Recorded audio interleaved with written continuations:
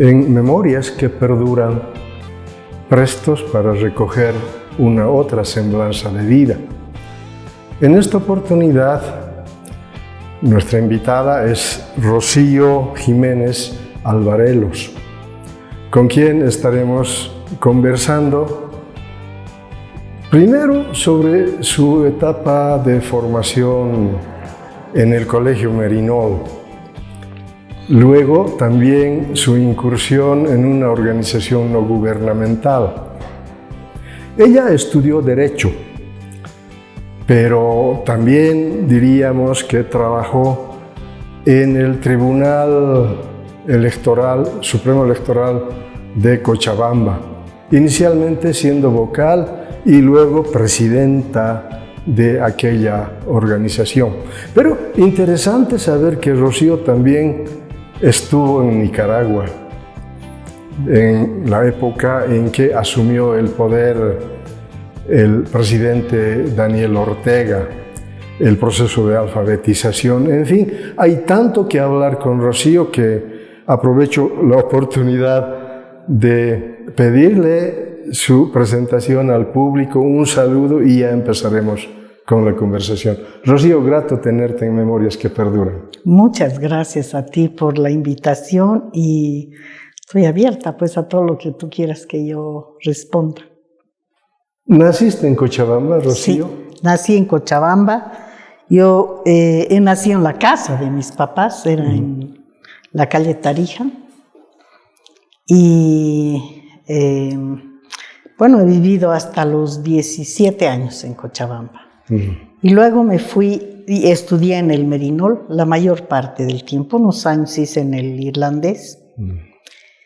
Y después me fui a vivir a Tarija el último año. Mis papás se fueron, allá salió bachiller y allá empezó a estudiar Derecho también. ¿Qué recuerdos tienes de tu infancia? Bueno, tenía un barrio lindo, que era en la calle Tarija, donde salíamos si teníamos a los amigos, ¿no?, para jugar.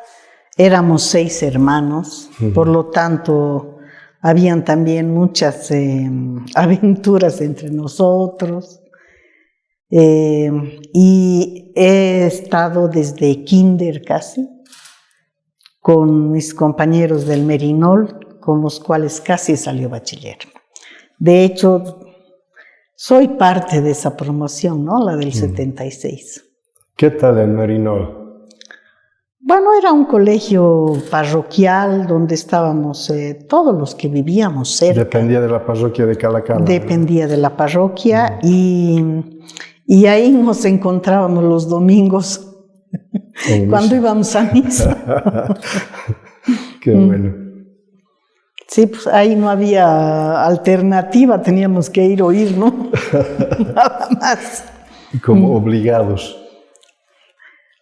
Era así como natural, ¿no? Cuando uno entra ya a la adolescencia ya empieza pues, a rebelarse.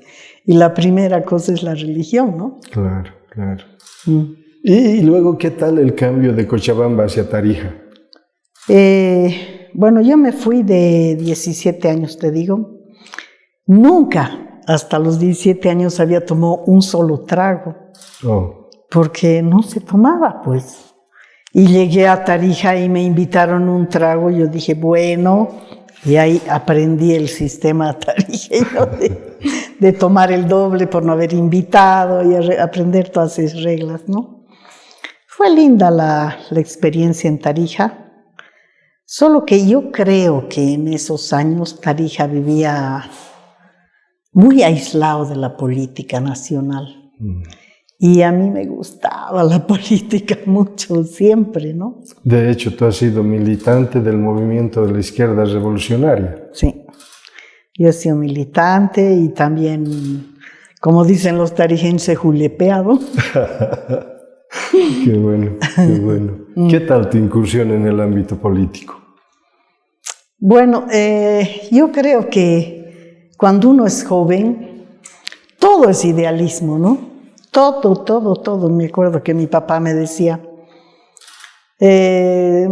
cuando uno es joven tiene todos esos sueños, pero ya vas a ver que la vida te va a demostrar que no es tan así. Y es real. Yo entré a militar en el MIR y solamente para dar un ejemplo, ¿no? Había un principio que era el centralismo democrático, que no se lo practicó nunca, ni en ningún partido, ¿no? En ningún partido, ni antes, ni ahora, ni... Entonces, te das cuenta de que en realidad estas estructuras políticas son bien de poder, ¿no? Y yo siempre me preguntaba, ¿tendré estómago para decir lo contrario? No tuve, no pude. ¿Tuviste la oportunidad de estar cerca de los dirigentes del MIR? Yo trabajé porque me tocó en la época de la dictadura trabajar muy cerca de Alfonso Camacho. Y yo creo que entre todos los dirigentes me saco el chulo por ese dirigente. Ha sido el único que no se fue de Cochabamba, de los de más alta jerarquía. Se quedó y luchó y estuvo al lado de toda la gente. Fue ministro de Educación. De Educación, sí. Qué bueno. Yo tengo el mejor recuerdo del compañero Alfonso. ¿Y otros?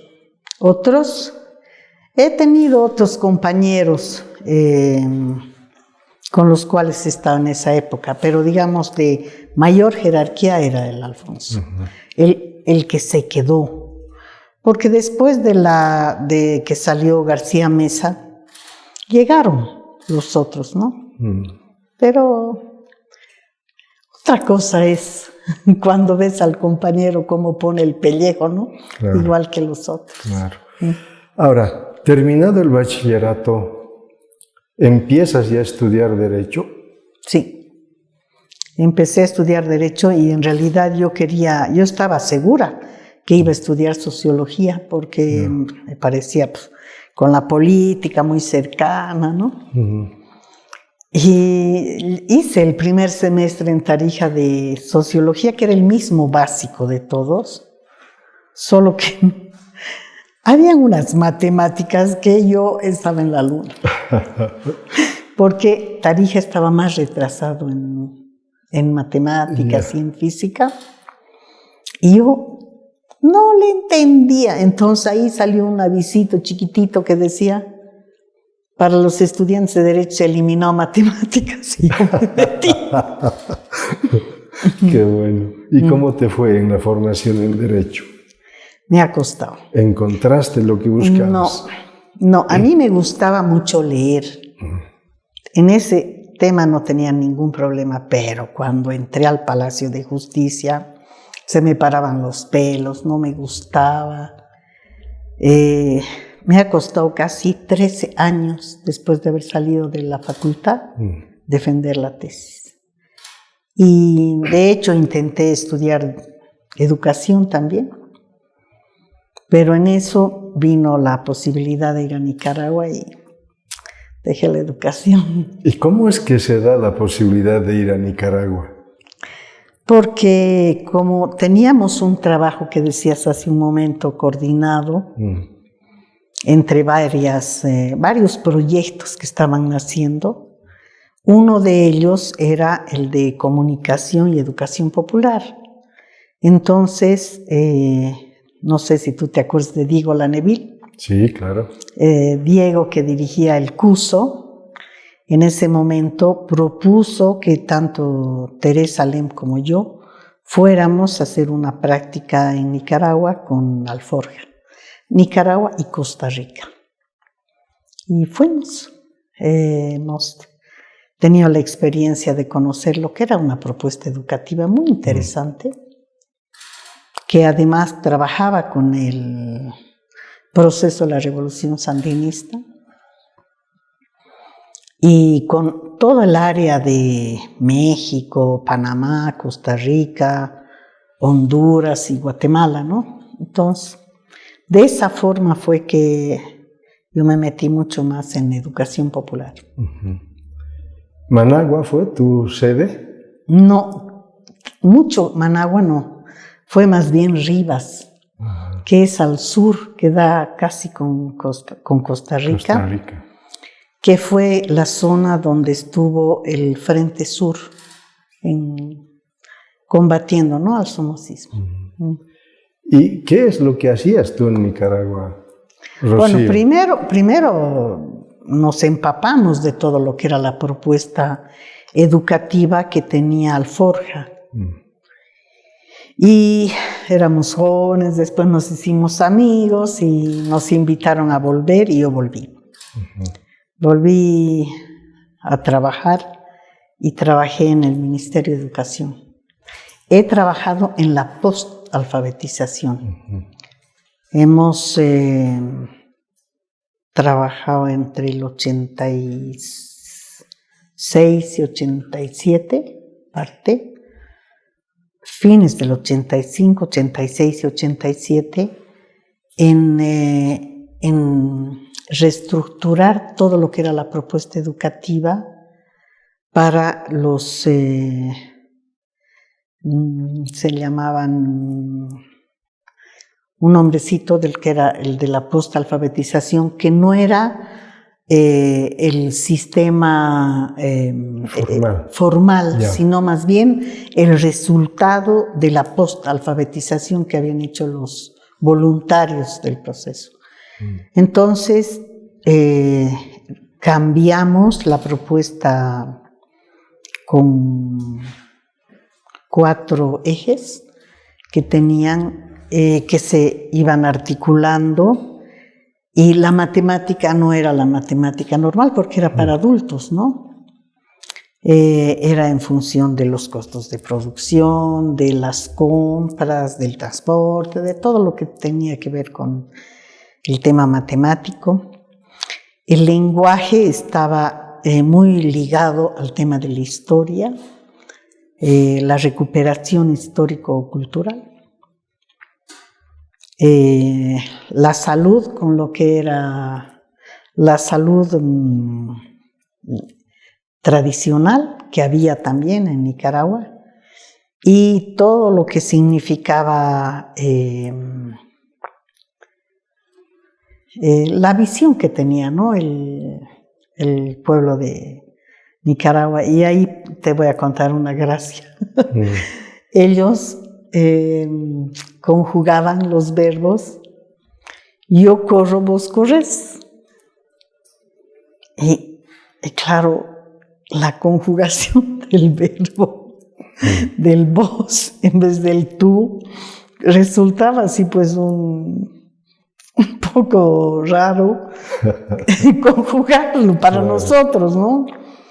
Y entonces yo dije, ¿y así se va a conjugar? Y me dijo, claro, compañera, todo evoluciona. Bueno, así es. Y responde a un contexto diferente, ¿no? Claro, así es.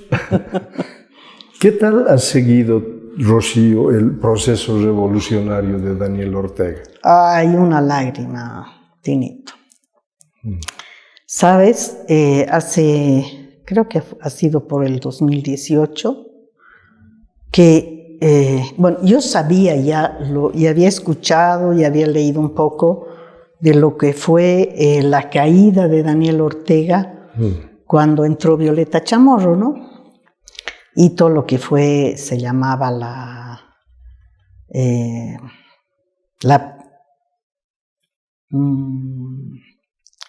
cuando hay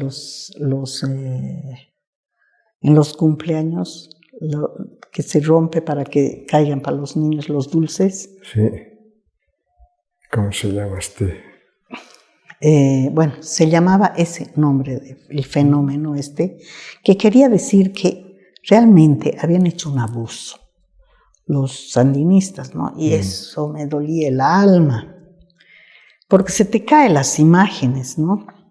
Pero el 2018, con Tere, Alem, no podíamos creer, hemos tenido que ver a los comandantes de la revolución, oírlos hablar para entender qué había pasado.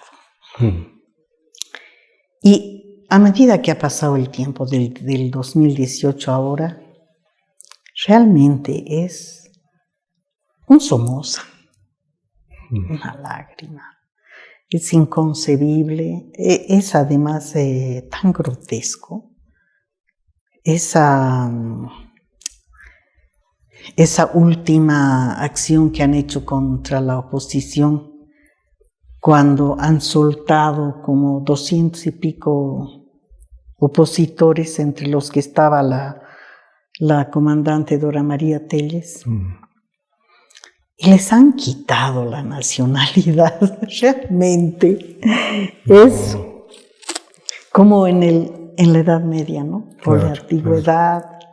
Pero además la persecución de la Iglesia Católica, ¿no? Cuando antes la Iglesia Católica había sido aliada de... Sí, a todos los que los apoyaron, a los propios sandinistas. La comandante Dora María fue la comandante que sacó a Daniel Ortega de la cárcel a través de la intervención que tuvo en la toma de la casa de un Chema Castillo, que era un embajador de los Estados Unidos, creo, o algo de la embajada era, y que eso permitió que pudieran salir los comandantes de la revolución a Cuba, ¿no?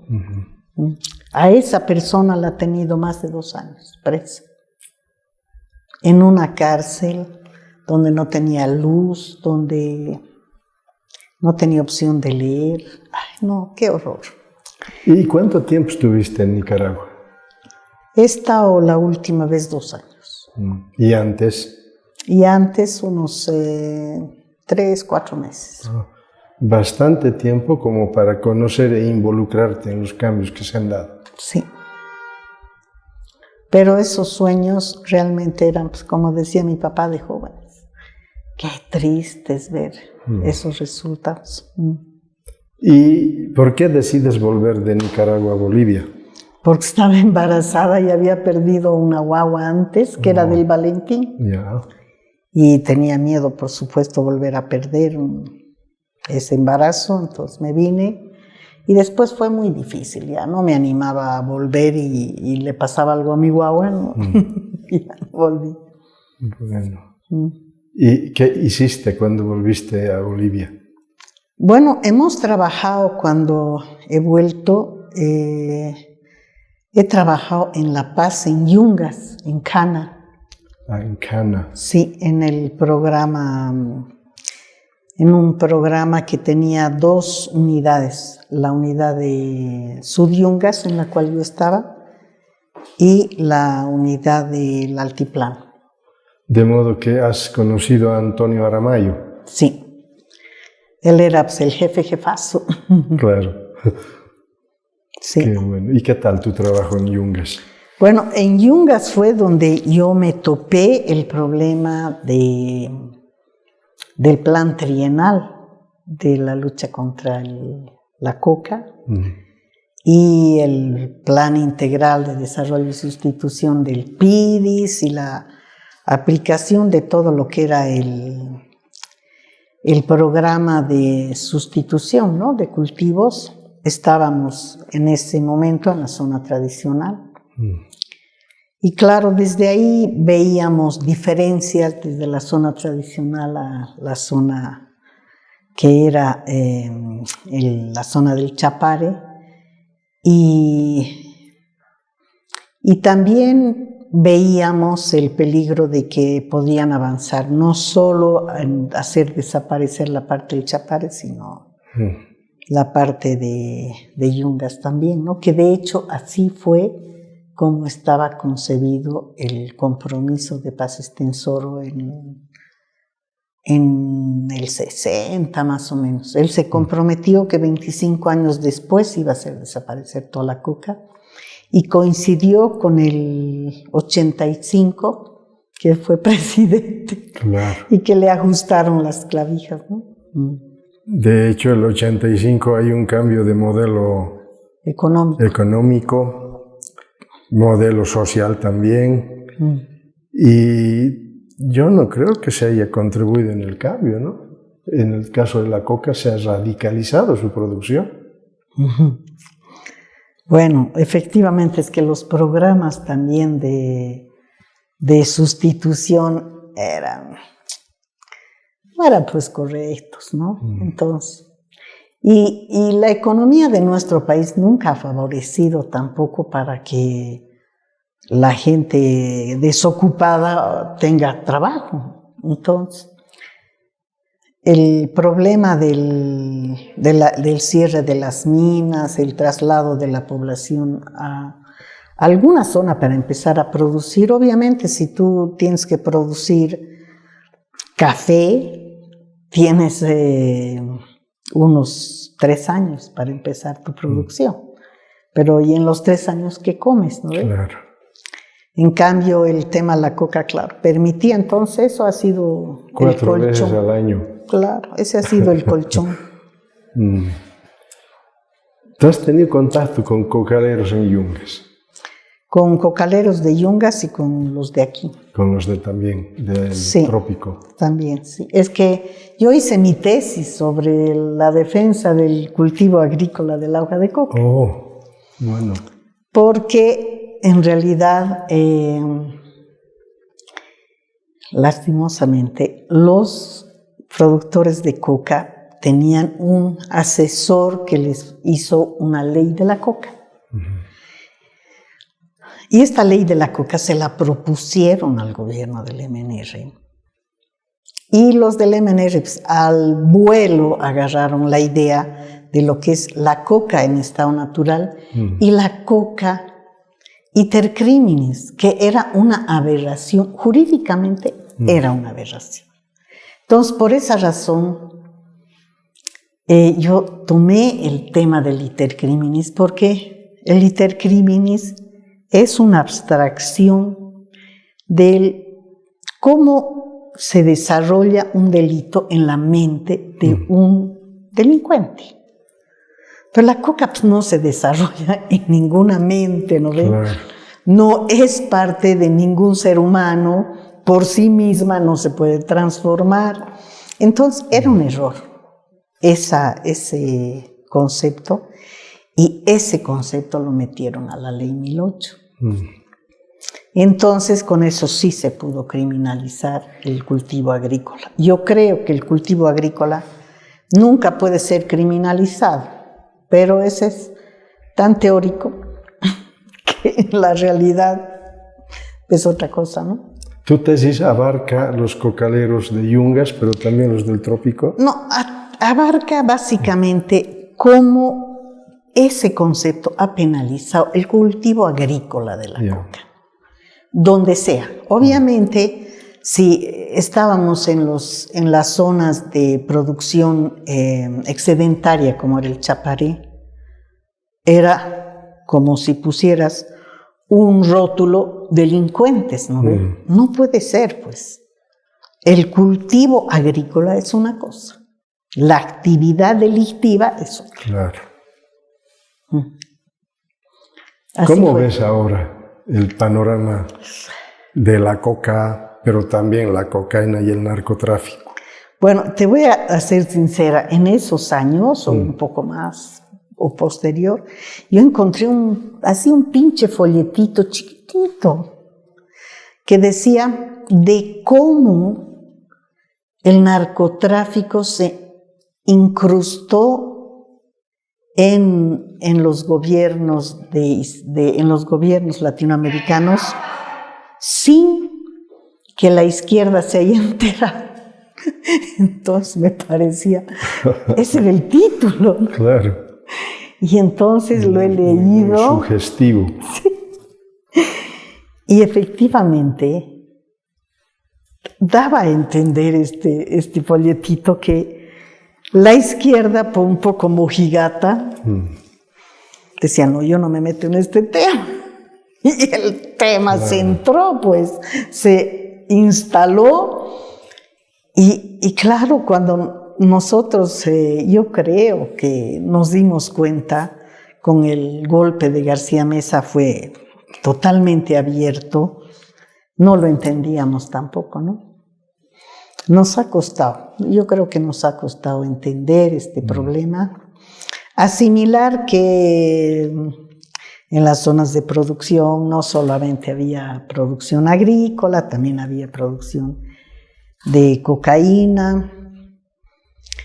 Y bueno, ahora vemos los resultados, ¿no? ¿Y cuándo dejas Yungas? He dejado el 1991 o 92, por ahí. Y me vine y trabajé en el CEDIP. En el CEDIP, con María Loma. Sí, con María Loma. En la documentación de información. Sí, exactamente ese momento se estaba trabajando la producción de la hoja de coca. Y he trabajado ahí. He estado, creo, un poco más de un año. Y después decidí hacer mi tesis. Entonces hice sobre el tema de la coca. Ahora, interesante saber, Rocío, que tú has estado en el Tribunal Supremo Electoral de Cochabamba. Es el departamental de Cochabamba. Departamental de Cochabamba. ¿Cómo se te ocurrió ir a trabajar allí? Yo me presenté nomás como una cualquier... convocatoria. Sí, en una convocatoria pública como cualquier ciudadana. Y después me llamaron y me dijeron de que había sido elegida aquí, porque esa es la ley así, ¿no? Se eligen 4 ternas y en una de las ternas estaba yo. Es mujer, hombre, mujer, así. Y en una de ellas estaba y en una de ellas salí. He trabajado 4 años y medio en el tribunal. No he terminado la gestión. Muy lindo. Primero como vocal.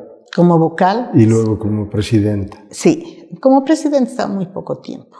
Poquísimo tiempo. Sí. Es muy lindo el trabajo del tribunal electoral. Y pudo haber sido hermoso, ¿no? Solamente que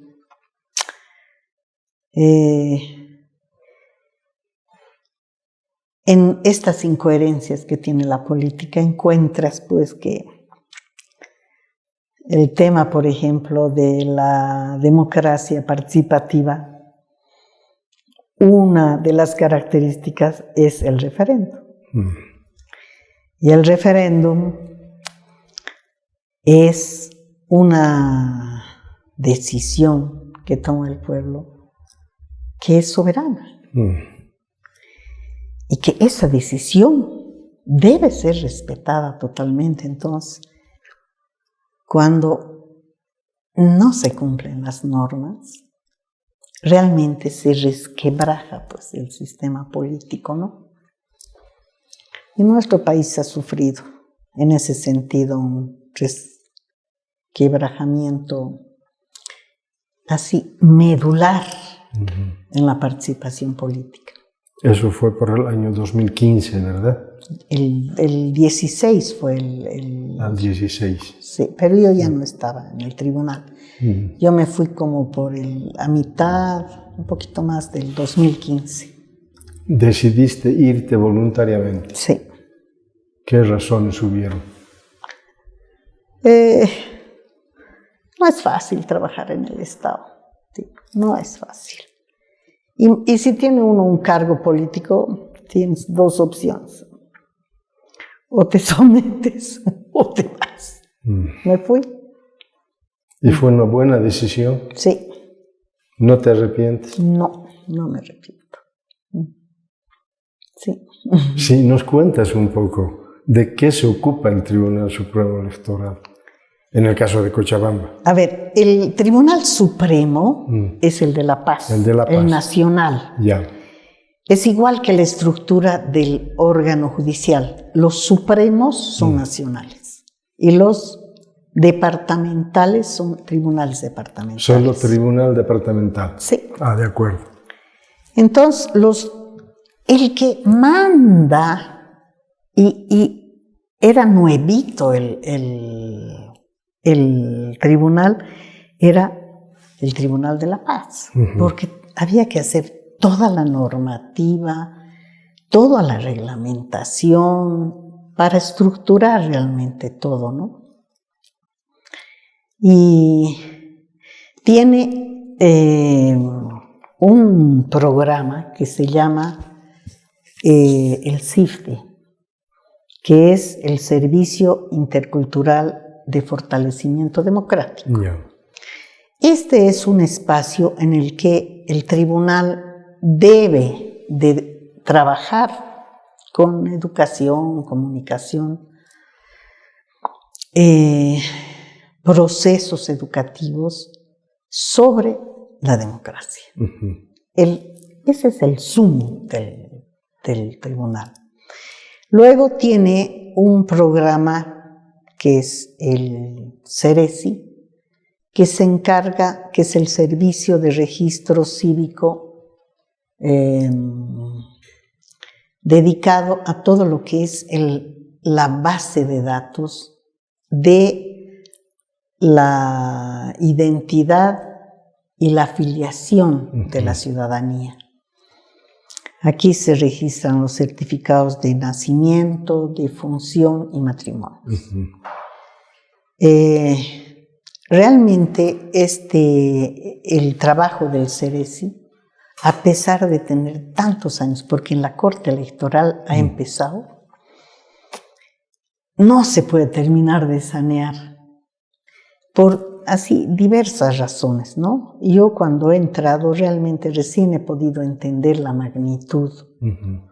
Por ejemplo, es posible que yo haya tenido un abuelito que ha muerto, he ido a sacar el certificado de defunción y no he llevado su carnet de identidad ni me lo pedían. Entonces, esta persona queda en el padrón. Y digamos que mi abuelito se llamaba Julio Quispe, del cual hay millones de ciudadanos en Bolivia. Entonces, cuando se quiere limpiar el padrón, antes de liquidar a un voto efectivo, se debe conservarlo ante el riesgo de que esté vivo y no muerto. Entonces, hay un cruce entre la base de datos del registro civil y la base de datos del padrón. Uh-huh. Y uno, claro, desde afuera dice, pero deben limpiar el padrón, y nos han mostrado en una oportunidad, no sé, 2,000, 3,000 Julio Quispes, ¿no? ¿Cuál era el Julio Quispe que era el abuelito de no sé quién? No hay posibilidad. Entonces, por eso muchas veces la ciudadanía encuentra a su muertito en los libros de las votaciones y dice, no, yo he visto que estaba ahí, pero a la hora de ir a verificar en los libros no ha sido emitido ese voto. Bueno, eso es en lo que yo he visto, pero he visto en la parte del departamento de Cochabamba, ¿no? Uh-huh. Y el sistema era muy interesante. Lo que yo no sé es el sistema nacional. Nunca he estado cerca, ni he visto. En todo lo que era la teoría, no podía fallar nada, pero ha fallado. ¿Te ha tocado conducir procesos electorales? Sí. He estado, creo, en el proceso de elecciones de la alcaldía de Cochabamba. Uh-huh. Sí, ese proceso. ¿Qué dificultades entraña un proceso de esta naturaleza? No, yo creo que el proceso en sí no es complicado. Yeah. Lo que es complicado es después del proceso toda la pugna, ¿no? de los intereses políticos. Pero, por ejemplo, está muy bien estructurado cómo un vocal se hace cargo de 2 jurisdicciones, tiene personal y tiene todo su control.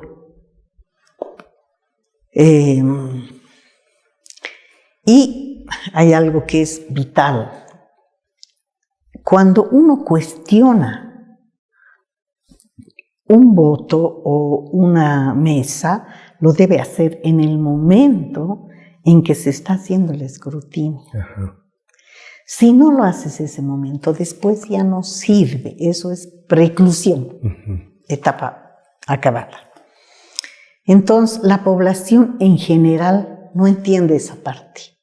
Y nosotros, como ciudadanos, no vamos a controlar el escrutinio cuando es lindísimo verlo.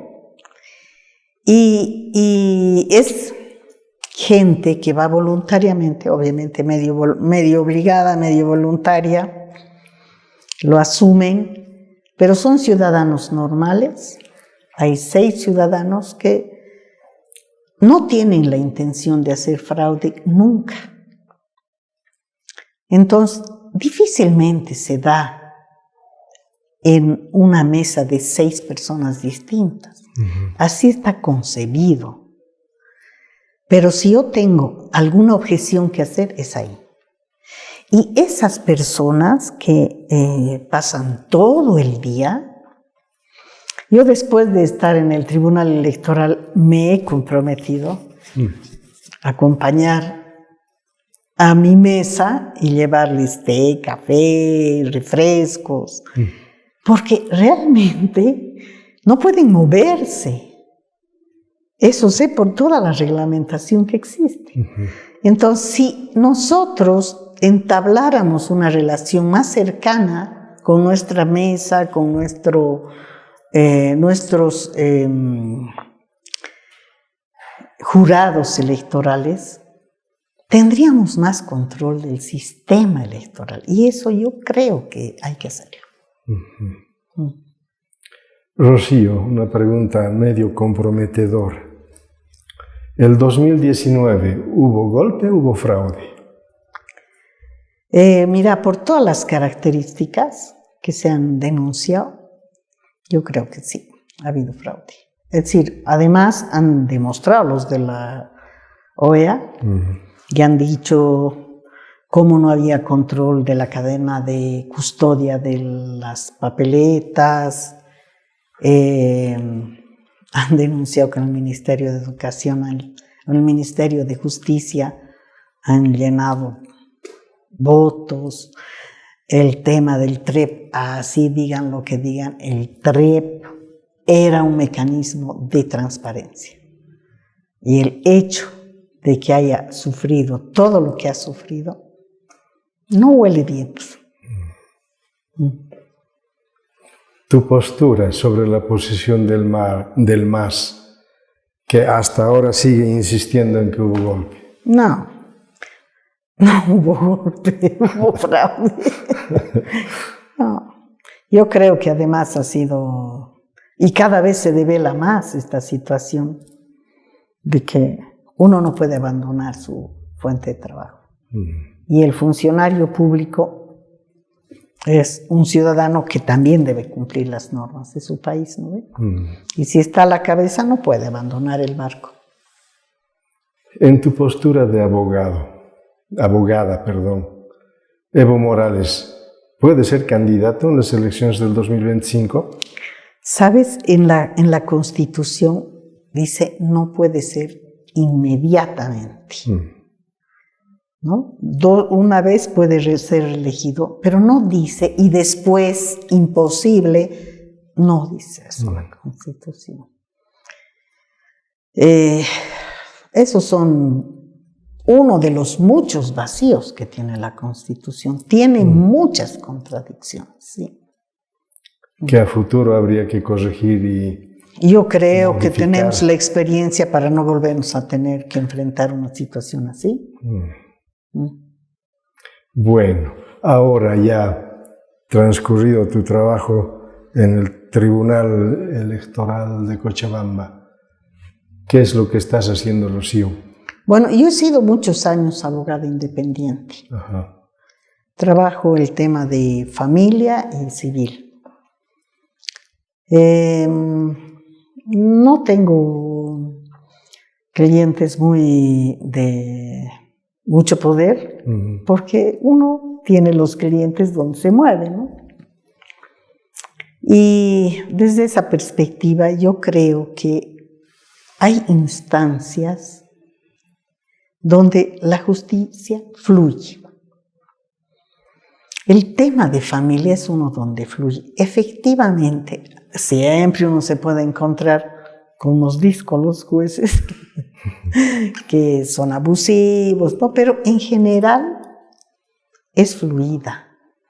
Donde se dan las situaciones más deplorables es en materia penal y en materia civil, donde se juega mucho capital.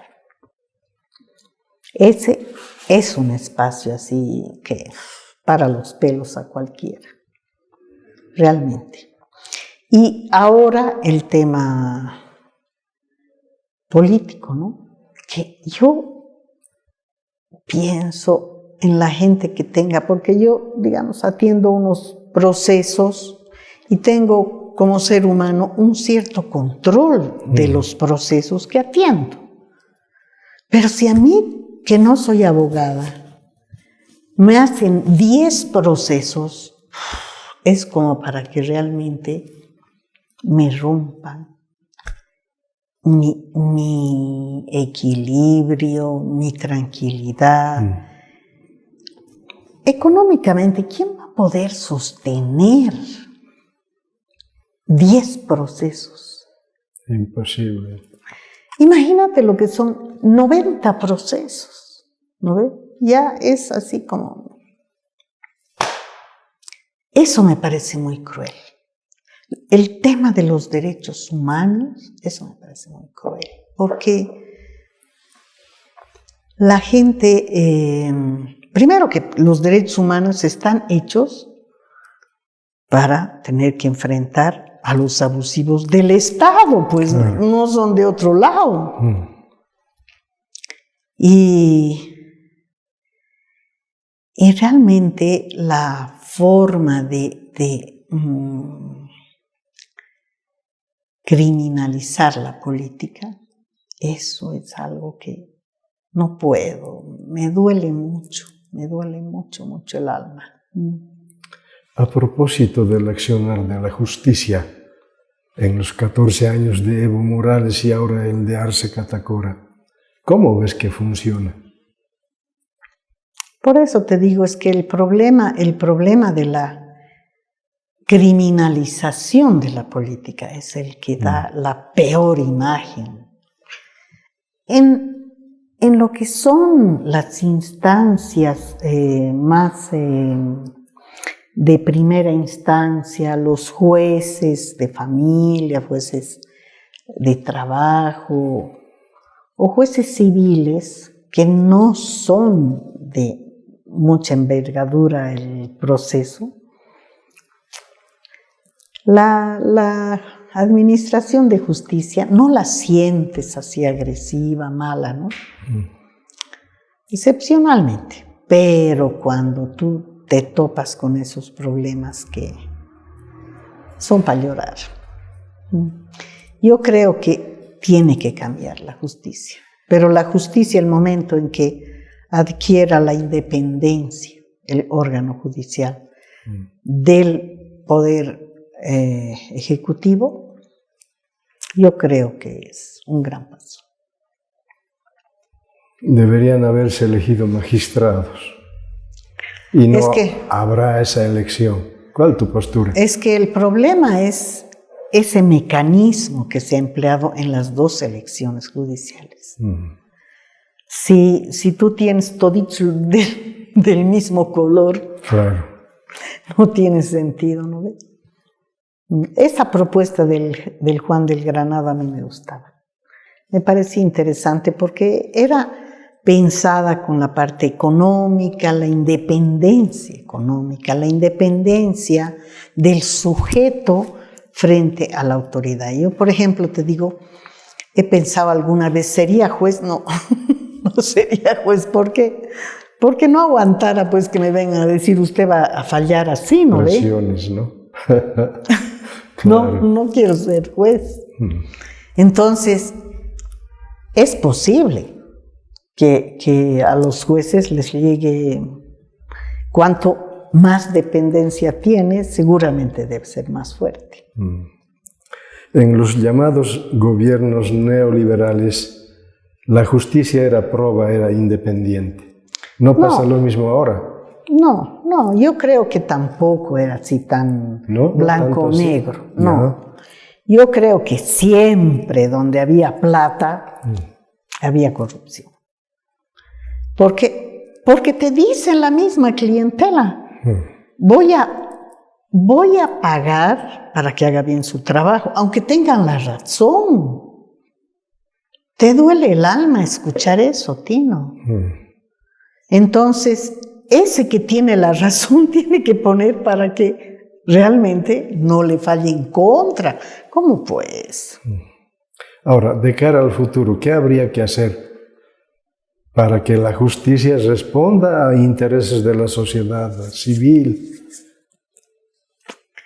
Bueno, no es muy fácil, ¿no? Pero yo creo que hay algunos aspectos que hay que tomar en cuenta. Uno es si la selección de los candidatos es más o menos equilibrada.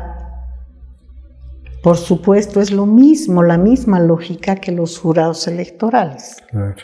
Son personas que llegan y que si no le debes el cargo a nadie, te vas.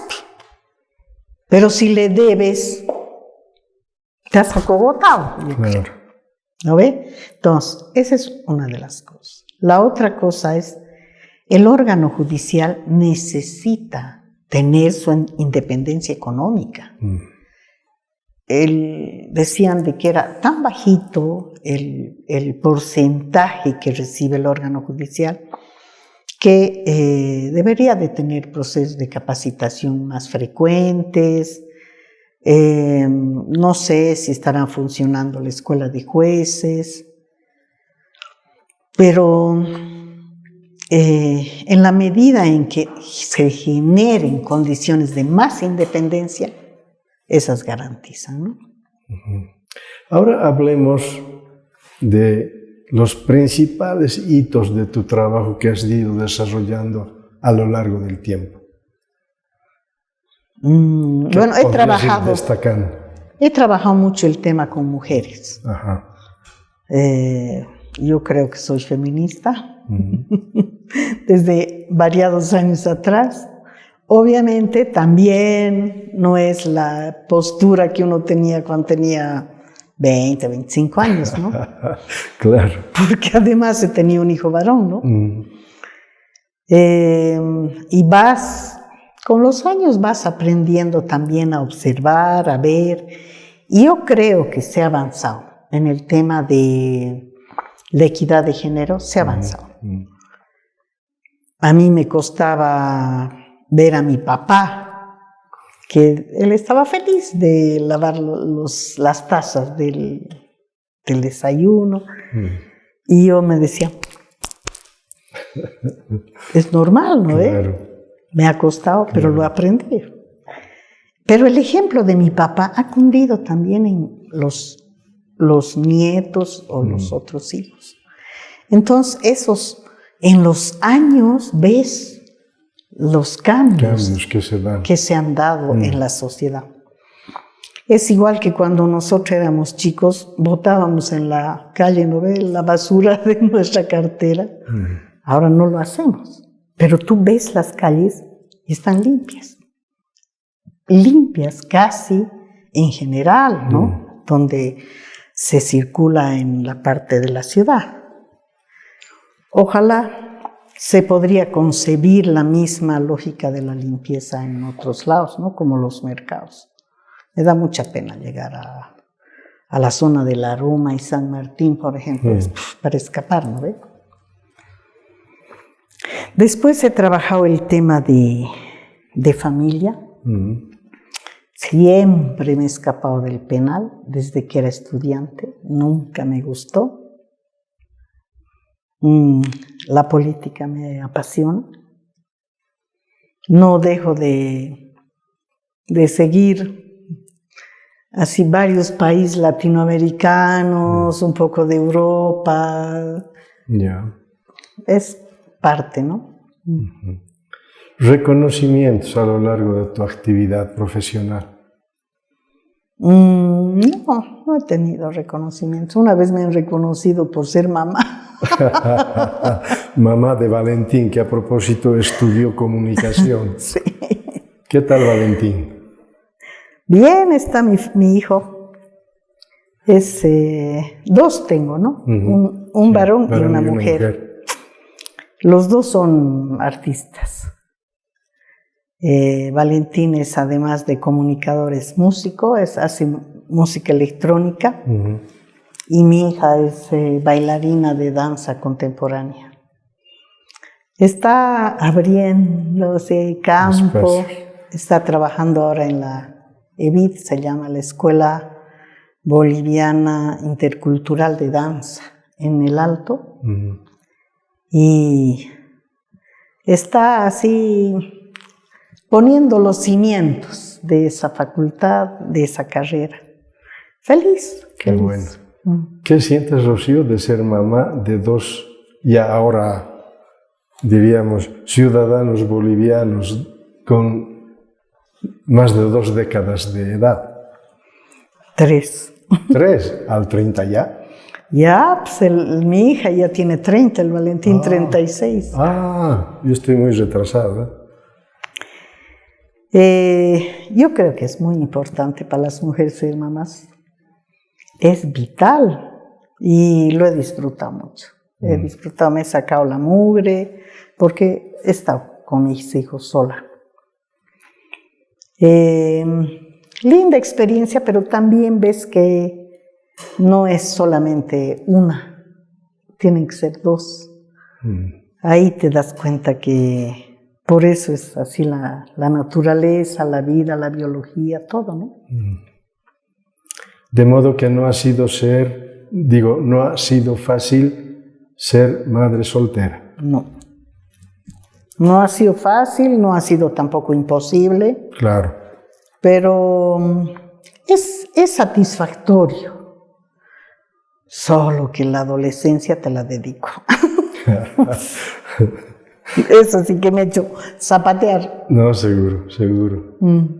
Rocío, de cara hacia adelante, ¿qué perspectivas todavía tienes? Bueno, yo sigo trabajando porque he sido pues de la generación sándwich. Tengo una renta de vejez mínima, tengo que trabajar. Y yo creo que hay que agradecer, seguir trabajando, porque todo lo que lo abandonas se anquilosa. Y yo creo que voy a seguir hasta para morir de pie. Buenísimo.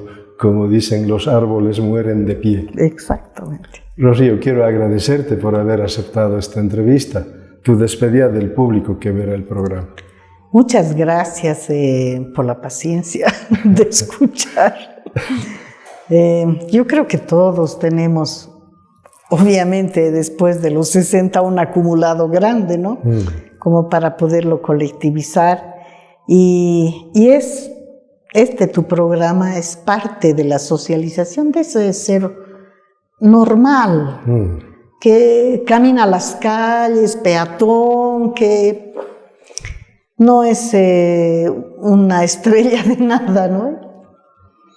Sí, muchas gracias a vos y al público que tenga acceso a ver el programa. Muchas gracias. Bueno, Rocío, el agradecido soy yo por haber aceptado esta entrevista y por contarnos esta semblanza de vida que tiene bastantes matices. El hecho de haber nacido en Cochabamba, vivir por la calle Tarija, estar muy cerca del Estadio Capriles. No te dije si eres aurorista o bilstermanista. Ninguno. Pero bueno, en todo caso, una vida muy, muy tranquila, asistiendo a la educación primaria y secundaria en el Colegio Merinol, estudiar la abogacía, salir hacia Nicaragua en el proceso revolucionario que se vivió con Daniel Ortega, participar de estas acciones educativas, me parece que también es algo interesante y que hay que valorarlo desde afuera. Y luego trabajar en Yungas, involucrarse en el tema de la producción de la coca, hacer una tesis, titularse como abogada, participar del Tribunal Electoral Departamental como vocal y luego como presidenta. Son acciones que, por cierto, hay que reconocerlos. Rocío, con quien nos conocemos de hace, no sé, 4 décadas atrás, muy contento de haberla tenido en el programa Memorias que Perduran. Amigos, ha sido grato estar con ustedes. Rocío, gracias. Gracias, Tenito. Muchas gracias.